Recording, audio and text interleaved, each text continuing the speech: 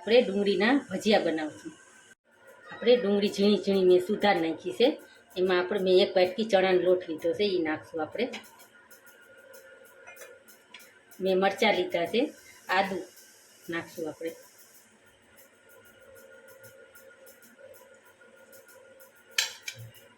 મેં નાની વાટકી અજમો લીધો છે, અજમો નાખશું આપણે। સ્વાદ મુજબ મીઠું નાખશું આપણે।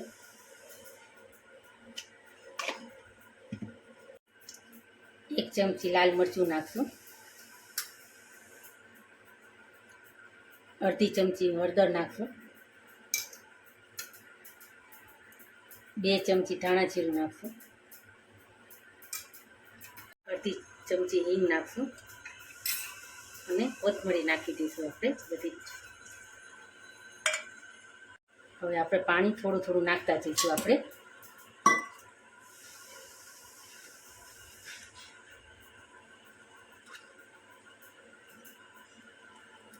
આપણે પાતળું નથી કરવાનું, થોડું ઘટ રાખવાનું છે।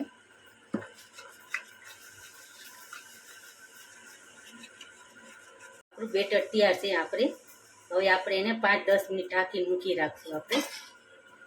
આપણું બેટર તૈયાર છે, આવું રાખવાનું છે અને ઢાંકીને 5-10 મિનિટ મૂકી રાખીએ આપણે। આપણે ડુંગળીનું બેટર આપણે બનાવીને તૈયાર રાખ્યું હતું, હવે આપણે બરોબર થઈ ગયું। હવે એમાં આપણે ચપટી સોડા નાખશું, ખાવાના સોડા હલાવી નાખશું।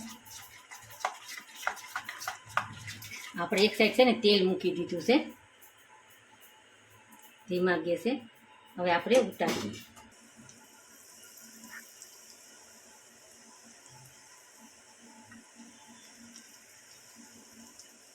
આપણે એવી રીતે બધા બનાવી નાખશું।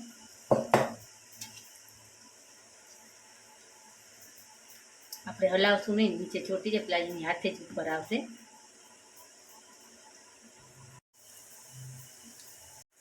આપણે હાથે જ ઉપર આવી ગયા। હવે એને સેજ અધકચરા થઈ ગયા, આપણે પ્લેટમાં કાઢી લઈશું। થોડાક ઠંડા થઈ જાય પછી બીજી વાર આપણે નાખશું આપણે।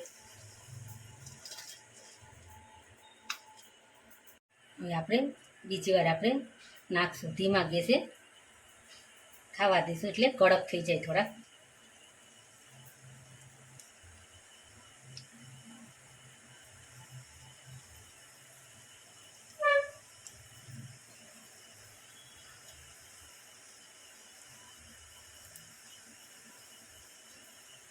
બીજી વાર નહીં ખાય ને આપણે થઈ ગયા।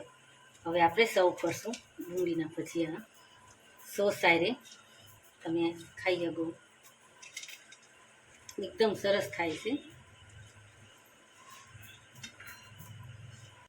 આપણા ડુંગળીના ભજીયા તૈયાર છે। તમને મારી રેસીપી કેવી લાગી તો લાઈક કરજો, શેર કરજો, સબસ્ક્રાઈબ કરજો।